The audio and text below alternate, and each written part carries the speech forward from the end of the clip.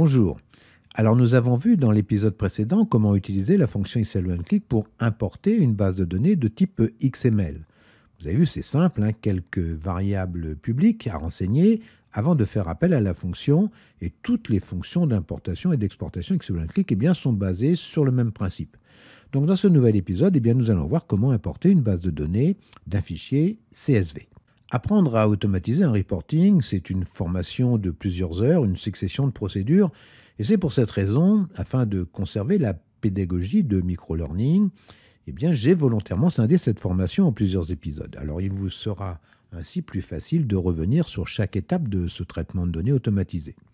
Dans chaque épisode de cette formation, vous trouverez dans la description le support de formation que vous pourrez télécharger, et puis le lien vers là où les vidéos précédentes. Pour ceux qui prennent le train en marche, vous trouverez sur le site xlonclick.com, dans la rubrique formation initiale, tous les liens vers les 44 vidéos de la formation initiale XLVBA, et puis également les liens vers cette formation qui est donc consacrée à l'automatisation de reporting.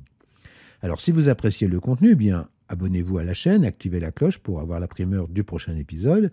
Et puis également, si vous souhaitez par un don soutenir la chaîne, vous trouverez dans la description le lien Tipeee XL OneClick.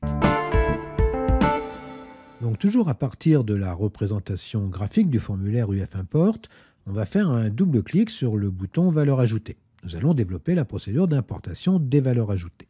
La valeur ajoutée des produits assemblés se trouve dans le fichier source, contrôle de gestion, addedvalue.csv. Ce fichier est de type CSV. Pour importer ces données, nous allons lancer une petite requête à l'aide de la fonction XLOnclick qui se nomme x1c import data CSV. Alors cette fonction, elle utilise 10 arguments que nous allons passer en revue. Alors c'est un peu comme la fonction précédente. L'argument 1 p à string, c'est le parent de passe. L'argument 2 ff à string, c'est le fichier source, c'est le nom du fichier texte. Un fichier CSV, c'est un fichier texte. L'argument 3 wst à string, c'est le nom de la feuille de destination. L'argument 4 r aslong, c'est la ligne de destination. L'argument 5 c aslong, c'est la colonne de destination. L'argument 6, sep à string. Alors l'argument 6, c'est le caractère séparateur de texte. Dans un fichier texte, un fichier CSV ou un fichier TXT, vous avez un caractère séparateur de texte qui va être soit la virgule, soit le point-virgule, soit la tabulation, ou soit le trait vertical du 6 qu'on appelle le pipe. L'argument 7, donc c'est un argument optionnel, mfold, c'est le répertoire du parent de passe. L'argument 8, c'est un argument optionnel également, c'est le sfold, donc le sous-répertoire du parent de passe. L'argument 9, createTable, donc c'est un argument optionnel qui va être booléen et qui va nous permettre de dire si on va créer une table listObject après avoir importé nos données. Et puis l'argument 10, alors c'est un argument que j'ai appelé sepDec, un argument optionnel qui va être égal par défaut au point.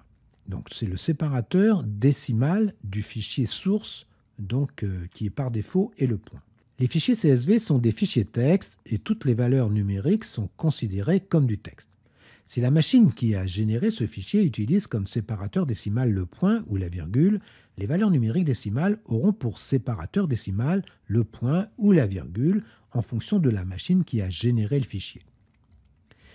Lorsque l'on va importer des données via une requête, on va donc importer du texte. Si le séparateur décimal de votre application Excel est le même que celui des données numériques du fichier CSV, alors Excel va convertir automatiquement ces données en valeurs numériques avec lesquelles il sera possible donc de faire des opérations de calcul. En revanche, si le séparateur décimal de votre application Excel est différent du séparateur décimal des données numériques du fichier CSV, Excel considérera ces données comme du texte et il ne sera donc pas possible de faire des calculs avec ces données. L'argument sepDec de la fonction XLOneClick va permettre de pallier à ce problème. Il suffira de renseigner cet argument avec le caractère séparateur décimal utilisé dans le fichier CSV. Donc on va écrire private sub cmd import control data click. Donc ça c'est en faisant un double clic sur notre bouton, ça a déclaré cette fonction, cette private sub. Commençons par déclarer une variable objet du worksheet qui va nous permettre de scruter les feuilles de notre classeur, donc dim ws as worksheet. Nous allons utiliser nos variables publiques pour renseigner les arguments de notre fonction. Donc pass égale thisworkbook.pass, filefrom égale addedvalue.csv, sheet2 égale addedvalue, myfolder égale source, mysubfolder égale contrôle de gestion. Avant d'importer les données, il va falloir regarder si la feuille de données des valeurs ajoutées est présente dans le classeur pour éventuellement la supprimer et la remplacer. Donc on va faire for each WS in worksheets, application.displayAlert égale false, comme tout à l'heure, if ws.name égale sheet2, then ws.delete, et puis application.displayAlert égale true. On va réactiver les messages d'alerte et puis on aura le next WS. Donc vous voyez, on fait un copier-coller de ce bloc par rapport à la fonction précédente. Nous allons maintenant lancer la fonction extensée import data CSV. Donc import data CSV, premier argument pass, ensuite file, virgule file from, virgule sheet2, virgule 4 la ligne de destination, virgule 1 la colonne de destination, et puis là, entre guillemets, eh bien, on va mettre le point virgule, qui va être le séparateur de texte de notre fichier CSV. Ensuite, myfolder, virgule mysubfolder, virgule true, et puis là, le séparateur décimal dans ce fichier CSV, c'est le point. Donc on mettra point entre guillemets. On pourrait aussi ne rien mettre puisque c'est un argument optionnel et que par défaut, c'est le point. Afin de visualiser le fait que les données soient bien importées, nous allons changer la couleur de fond du bouton d'importation. Donc mi cmd import control data.backcolor égale donc le et commercial hc0 ffc0. Nous allons maintenant pouvoir lancer la fonction check for consolidation pour voir si nous pouvons rendre visible le bouton de consolidation. Donc on va faire if check for consolidation égale true, then mi.cmdconsolidation.visible égale true.